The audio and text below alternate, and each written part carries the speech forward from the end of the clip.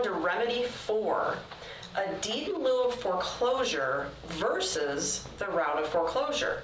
So let's talk a little bit about why we would do a deed in lieu of foreclosure versus foreclosure first and foremost, and then we'll talk about the timing and cost associated. Absolutely. Well, first we got to understand what a deed in lieu of foreclosure is compared to a foreclosure. A foreclosure is when we take the property back through our legal remedies as assigned in the deed of trust and promissory note. A deed in lieu of foreclosure is the borrower handing this over the deed of the property in lieu of actually going through the foreclosure process. So both remedies result in the same thing. The beneficiaries owning the property. One is done through technicalities, through government mandated processes, and the other is done simply by the borrower signing a deed over to the beneficiaries and saying, here's the property, here you go, I'm done.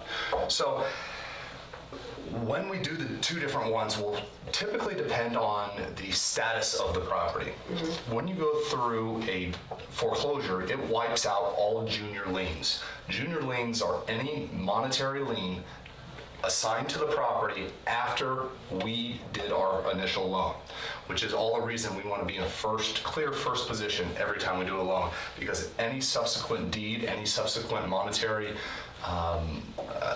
bill that needs to be paid that is on that property will be completely wiped out, gone to zero, and we become the owners free and clear. So when we decide which one to go, if there are any monetary liens on the property, the usual best remedy is to go through the foreclosure because it wipes everybody else out.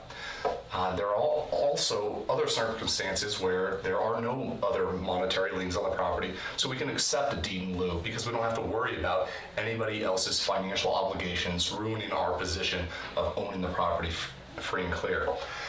Both, like I said, result in the same thing, which is the beneficiaries, aka our lenders, our investors, owning the property, actually becoming owners of the property.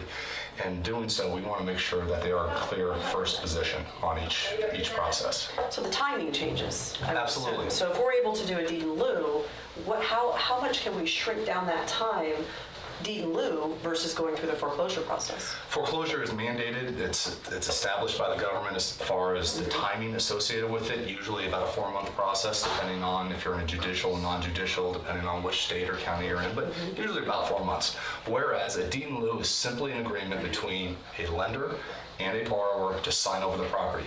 That can happen at any point in time, and the process is simply, here's a piece of paper, here's a pen, sign off, I'm gonna go get this recorded, and that transfers the property over.